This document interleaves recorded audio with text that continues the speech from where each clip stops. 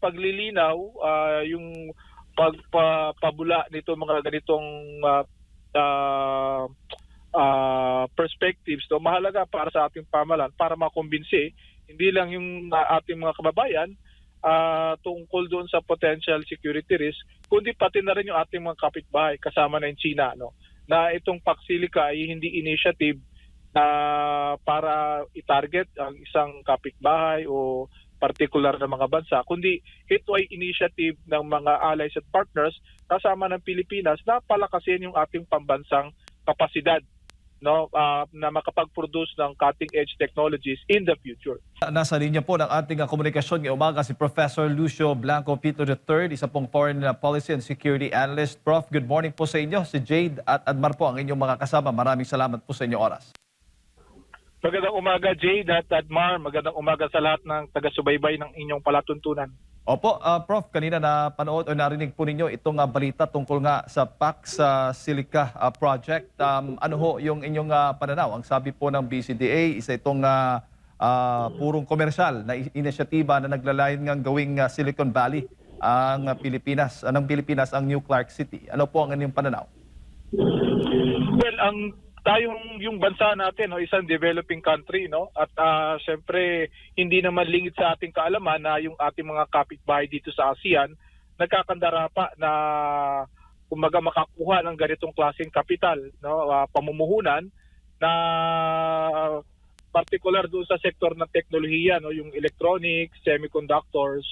No, so kung itong Paxilica ay makakatulong para makahikaya tayo ng ganitong klaseng transformative na capital, no, na makapagbibigay ng mas high quality jobs at syempre may aangat yung posisyon ng ating bansa doon sa international value chain, no, doon sa mga sektor ng semiconductors at electronics na meron na tayo, no, pero nasa low end pa tayo sa kasalukuyan.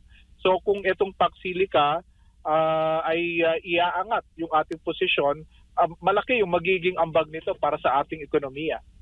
Opo, pero bilang sa perspective po ninyo, sa patungkol nga to, bakit mahalaga po para sa Estados Unidos na magkaroon po ng semiconductor o AI manufacturing partners tulad po ng Pilipinas? Well, ang trend ngayon is yung diversification na tinatawag, no? At yung pag-expand ng mga areas kung saan magkakaroon ng parang redundant or additional production hubs, no? Kasi iniiwasan na halimbawa Taiwan ay nagpo-produce ng more than 90% ng advanced na microchips, no? At meron din sila mga legacy chip production. Ngayon, alam natin umiigting yung tension diyan sa area na 'yan. So kung masyadong concentrated ang pandaigdigang merkado doon sa supply ng ganitong klaseng critical na commodity mula sa isang partikular na lugar, pag nagkaroon ng kagipitan o kaguluhan, maapektuhan yung supply. So kung mas may maraming bansa, gaya ng Pilipinas, no, kapitbahay tayo ng Taiwan, at kung makakapag-attract tayo ng mamumuhunan, no, mula sa Taiwan, gaya ng Foxconn, na nag-express na ng interest dito sa area ng Paxilica at dito sa Luzon Economic Corridor, kung may mga investors galing ng Estados Unidos, sa Hapon, Korea, Australia at iba pang bansa na nag-sign up dito sa Paxilica, yan ay makakatulong, no, para kumbaga ay mas maraming lugar na magpo-produce ng commodity na critical para sa global technology, whether sa mobile phones, appliances, marami siyang application. So kung tayo ay mapuposisyon natin, no, yung ating bansa na isa sa production hub through this investment, ay maganda yon, magandang ganansya yun para sa atin. Opo, pero maaari ho bang maituturing itong Paxilica project bilang bahagi po ng mas malawak na US economic security strategy dito sa Indo-Pacific? Well, hindi naman lingid sa kaalaman natin na nais ng Estados Unidos na kumbaga ay palalimin yung kanyang alliance at yung security at economic relations niya sa kanyang mga aliado at partners dito sa Pasipiko, no? Kasama na tayo doon. At naiintindihan nila na hindi lang security at depensa, no? Kailangan din nilang palawigin yung relasyon pagdating dito sa sektor ng ekonomiya. Kasi nga may concerns tayo dito sa impact ng AI sa ating BPO sector, no? So, kumbaga dapat nagko-cultivate tayo, ine-expand natin yung other areas kung saan Pilipinas at Estados Unidos at iba pang aliado at partner ay makakatulong para sa atin. So dito pumapasok yung pag-develop ng ating semiconductors, ating electronics sa export industry, makakatulong ng malaki itong Paxilica kung tunay nga sila makakapagdala ng pamumuhunan sa atin. Opo. Pero papaano po ito makakaapekto naman sa relasyon natin sa pagsali ng Pilipinas sa Pax Silica, sa relasyon natin dito sa mga kapitbahay natin, lalo na dito sa China? Well, itong initiative na to, kung ito ay economic at kumbaga ay technological initiative, kasi medyo napag-uhulihan na tayo, no, sa ating mga kapitbahay, no, pagdating sa infrastruktura, pagdating doon sa competitiveness, pagdating doon sa pag-develop ng technology sectors, no, halimbawa yung Vietnam, Indonesia, Malaysia, Thailand, ahead na sila in terms ng pamumuhunan related sa technology, no, related sa chips, semiconductors at electronics, no. So itong Paxilica, maaari nitong i-leapfrog, no, maaari nitong kumbaga ay pabilisin yung ating kapasidad na makahabol, no. Kung ito ay economic at technology initiative, from that lens, no, hindi naman siguro maapektuhan yung relasyon natin sa ibang bansa, no, na kapitbahay natin kasi ginagawa din naman nila yon, no. Ang concern lang siguro ay kumbaga itong optics na ito na US-led, tapos medyo may anggulo ng depensa, pero nilinaw naman, no, ng BCDA na walang kasamang defense production dito. Although syempre, nais din natin i-develop yung ating indigenous na defense sector, no? Pero doon sa pahayag ng BCDA chief, sinabi niya na walang kasama ditong defense production, at least na sa Paxilica, no? Siguro doon sa ibang areas ng Luzon Economic Corridor na labas doon sa Paxilica, baka meron, no? Hindi natin alam, no? Pero yun nga, no, I think yung concern ng ibang bansa, no, ay more on in terms ng yung packaging ng Paxilica, no. Kung ito ay kumbaga magiging masyadong defense security oriented, kung ang magiging end product nito ay yung mas malakas na presensya ng US military at magde-deploy o magpipreposition ng US arms through Paxilica, yun siguro yung concern, no? At yun naman ay palagay ko naiintindihan ng pamahalaan, kaya nga may paglilinaw yung BCDA tungkol dyan. Pero ang alin ang mas mangingibabaw, economic opportunity o geopolitical risk dahil dito sa Paxilica project dito para sa Pilipinas?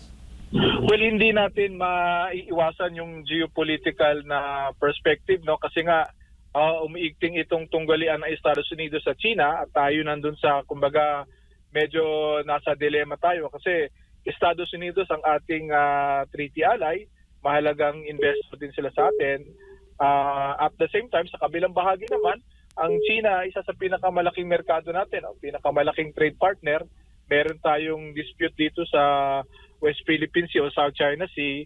So maaring makita ng iba na itong Paxilica baka maging platform ito na ang Pilipinas ay kumbaga ay maging yun nga, no, parang staging ground or platform o undeclared na base militar ng Estados Unidos.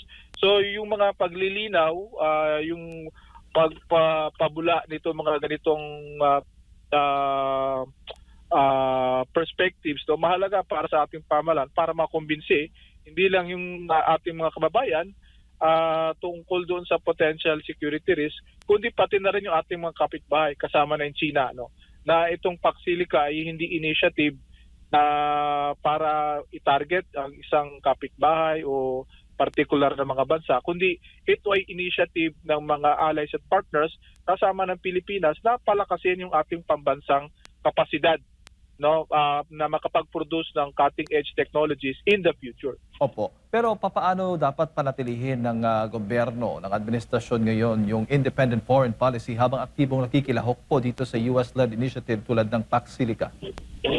Well, yun nga, yung pagbalanse na yan ay kailangan nating matutunan at kumaga yung pag-navigate nitong competition ng Estados Unidos at China. Kasi Jade at Admar, no, yung China malaking merkado rin for semiconductors at electronics, no.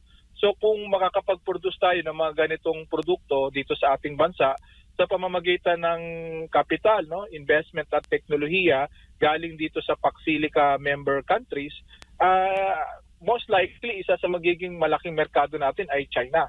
No? So miski yung mga technology Asian countries, no, gaya ng itong Japan, South Korea, yung Taiwan, malaking merkado ang China para sa mga produkto nila related dun sa electronics at semiconductors, yung mga chips, no.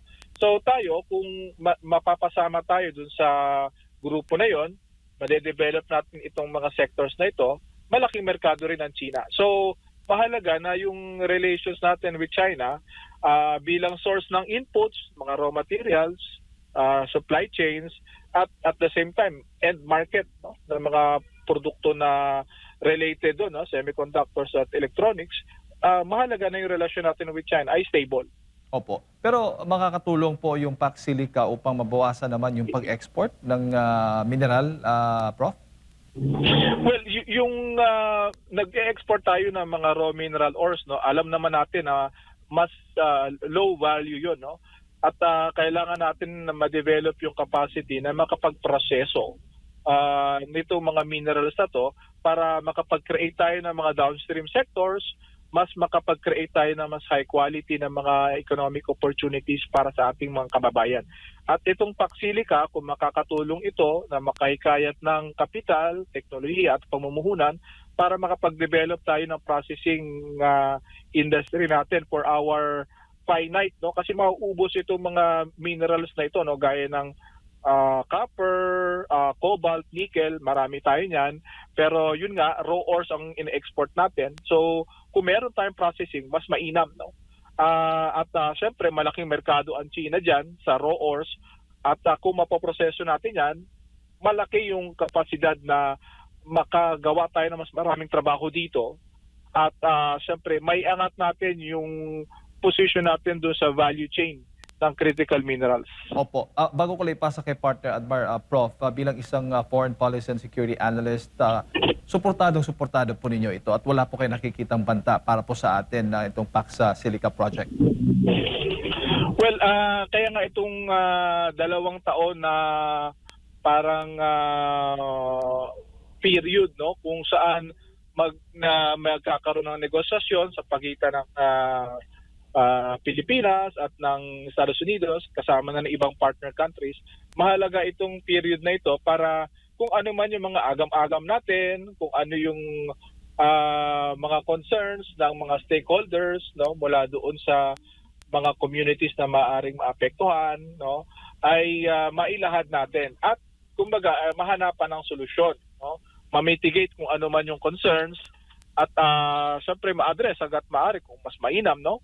Halimbawa dun sa whether yung water supply or energy supply na kakailanganin ng Pax Silica ay kukunin dun sa mga existing na capacity, no, at makakaapekto dun sa demand, no, yung sa supply rather doon sa mga communities na sineserve nito mga utilities at power distribution na ito, no. So nasabi naman na maglalahad, no, maglalatag ng dedicated, no, na power at utility services para dito sa Pax Silica, no. At in fact, no, the BCDA chief sabi nga na baka may surplus pa nga ng power o water supply na maaaring i-share doon sa mga komunidad, no. So yung mga ganitong issue dapat na pag-uusapan, kaya yung 2 taon, no, kaya actually na a lot of optics, no, marami ng posters or statements na nasabi tungkol sa Pax Silica, pero this is still very much a moving undertaking, no. at itong 2 taon hanggang 2028. So most likely, yung susunod na administrasyon na ang mag-i-implement, no?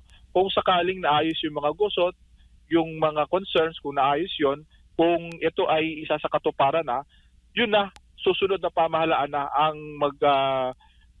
i-enforce, no? Mag-i-implement nitong project na ito. So, atong 2 taon na ito, nais palagay ko, no, nais din ng mga investors na magkaroon ng policy continuity, no, magkaroon ng certainty. Kasi hindi naman bago sa atin na meron mga malalaking proyekto na napag-usapan under one administration, pagtawid dun sa kabilang administration na aantala, minsan nakakansila at hindi natutuloy. So itong 2 taon na period na under PBBM President Marcos administration, ito ang pagkakataon para kung ano man yung mga issue sa Pacsilica, ma-address. Opo, Sir Lucio, may buntag si Admar po ito.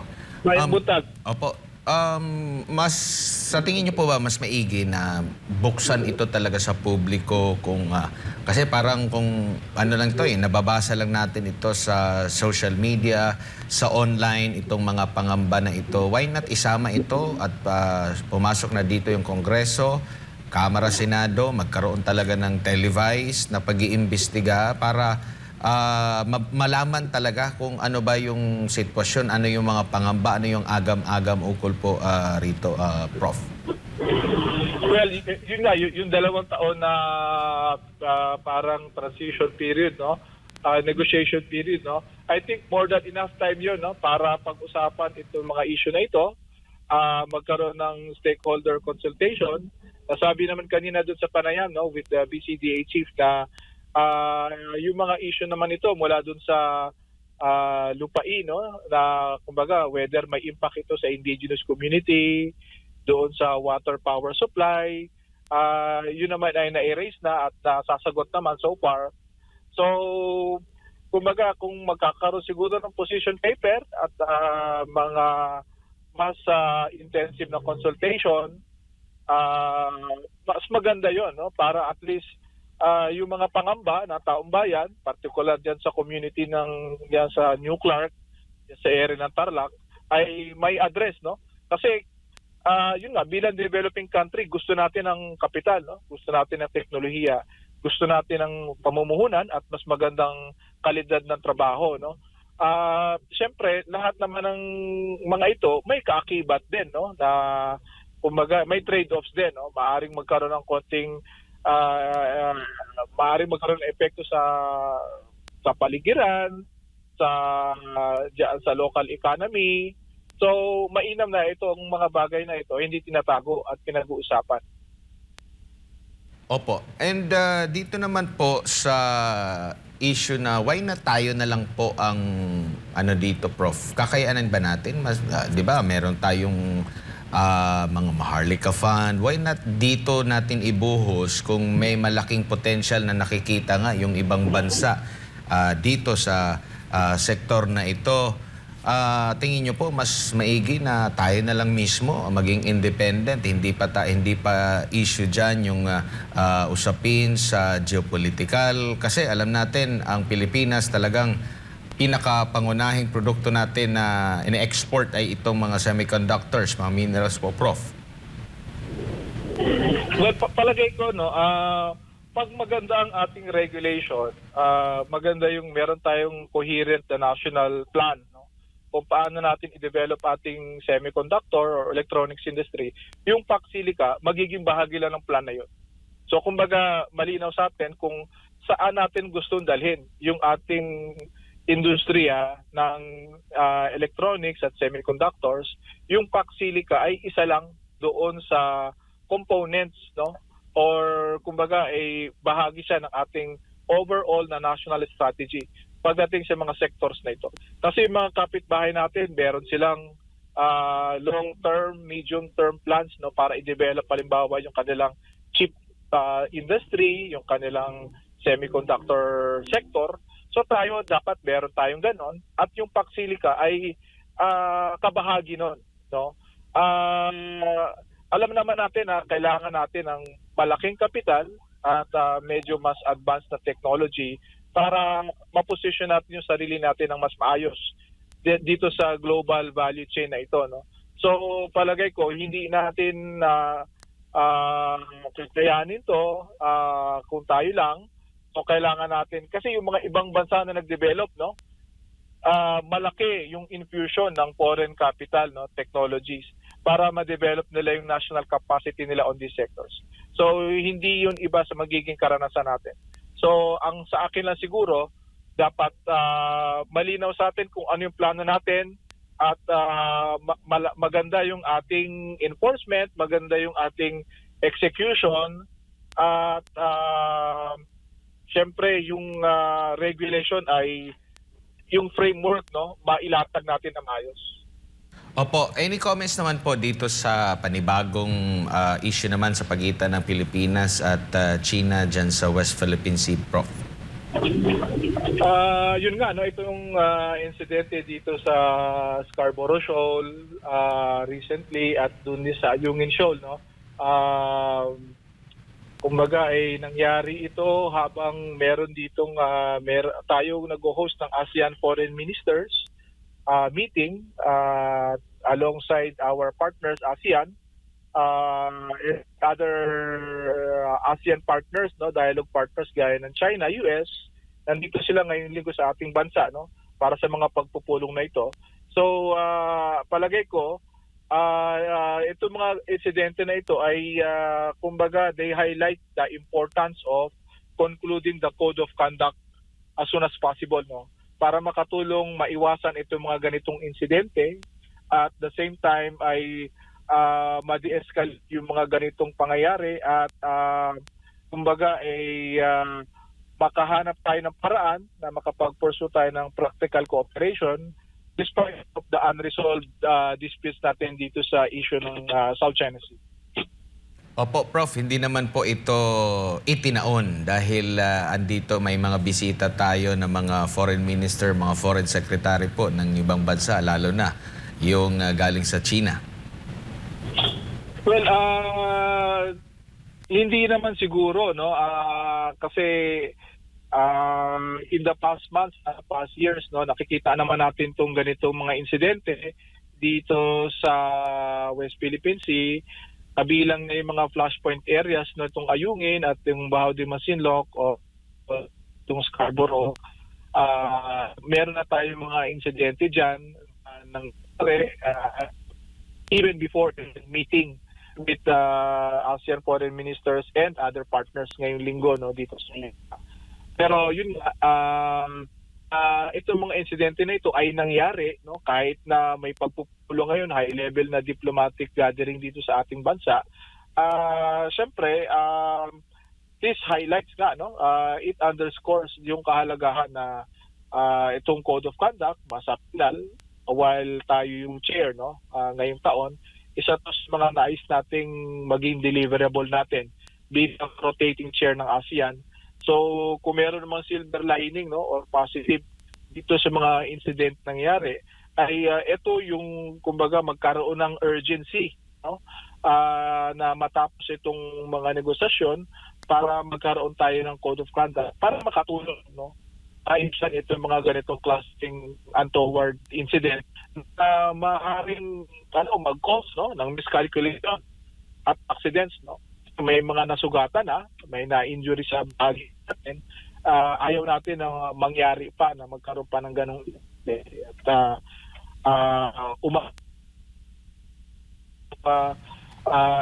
at itong mga insidente na ito ay reminder, no, ng kawalan, no, o kakulangan ng mga mekanismo para ang mga itong ganitong unsafe, no, at unprofessional behavior. Opo. At kaugnay din nito, nagkaroon daw po ng pag-uusap ang Estados Unidos, Presidente ng Estados Unidos, si Donald Trump at si PBBM. May kaugnayan po dito. Any thoughts nito, Attorney? Prof? Yung timing, no, kasi nga itong mga insidente nangyayari. So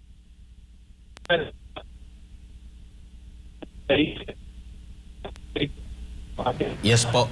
Sir Lucio, medyo pihit lang ng konti kasi pumapangit po yung signal, yung connection ating signal. Yes, Prof? Yun, no?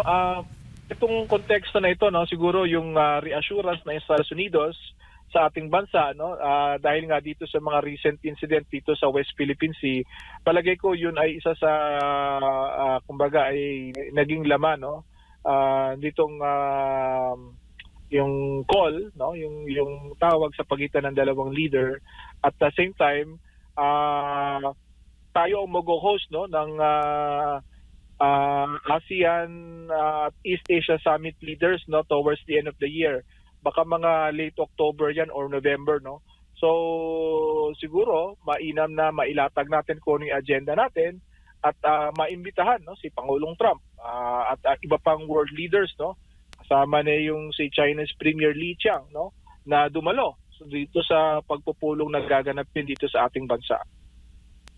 Huli na lang po, dito naman po sa pagnanais talaga na mabuwag ng Estados Unidos ang ICC naman po. At alam naman po natin yung role ng ICC sa mga ganap, mga isyong politikal dito po sa loob ng ating bansa. Ano po masasabi niyo po rito? Well, yun nga, no. So far, yung posisyon ng Estados Unidos pagdating sa ICC medyo established naman na yan, no. Especially under President Trump, no. So very vocal yung opposition ng Estados Unidos dito sa isang parang yung ganitong klaseng international court, no, kung saan ay pwedeng ipatawag o kumbaga ay ma-prosecute yung leaders ng Estados Unidos doon sa mga action na ginagawa nila sa ibang bansa, no. Halimbawa dito sa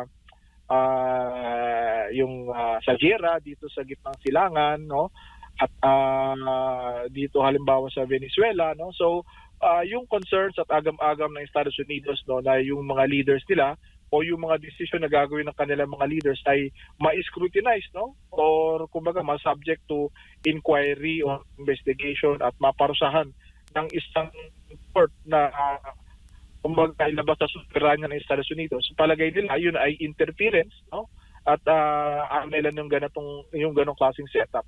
So tayo naman, medyo awkward, no, dahil aliado tayo ng Estados Unidos at iisip ng Estados Unidos yung mga kanyang mga aliado at mga partners mag-push back, no, baga dito sa ICC. Pero tayo, dahil nga palagay ko may political flavor dahil nga dito sa yun nga, no, yung dating Pangulong Rodrigo Duterte ay naipadala doon sa ICC, no, para kaharapin yung yung crimes related to yung kampanya laban sa illegal na droga nung under his administration. At syempre meron ding mga concerns na ilan sa mga senador at mga opisyal na naging bahagi ng war on drugs ay maaring maging subject ng warrant, no, at maipadala din doon para harapin yung hustisya, no, sa lahig, no. So magkaiba yung kumbaga disposition ng ating bansa at ng Estados Unidos, yung ating aliado pagdating dito sa ICC. Opo, ayan. Prof, siguro yung huling mensahe na lang, expectations mo na lang sa darating na SONA ni PBBM next week. So 2 taon na lang ang ating Pangulo. So palagay ko ilalahad niya kung ano yung mga nakamit ng kanyang administrasyon ng mga nakalipas na taon, ano yung magiging direction itong remaining na 2 taon ng kanyang termino, at kung ano man yung mga priorities na gusto niyang i-focus, no. So yung issue ng West Philippine Sea, palagay ko hindi yan maaring maisantabi. At syempre yung kalagayan ng ating ekonomiya, yung pag-respond natin, sumirit na naman yung presyo ng langis, no. Yung sake ng ating mga kababayan dyan sa gitnang silangan. So maraming mga domestic na economic issues, no, kung paano tayo magre-responde dito sa kung magkaroon na naman ng national energy emergency, no, ano yung mga measures na gagawin natin para matulungan yung mga vulnerable sectors. So very much, no, itong mga economic na consideration na palagay ko ay kumbaga ay i-expect ng ating taong bayan na marinig kung Opo. Prof, maraming salamat po sa inyong pong oras at sa pagbibigay po ng impormasyon ngayong umaga. Good morning po sa inyo. Ayun po mga kababayan, si Professor Lucio Blanco Pitlo III, Foreign Policy and Security Analyst ang ating pong nakasama na pakinggan ngayong umaga.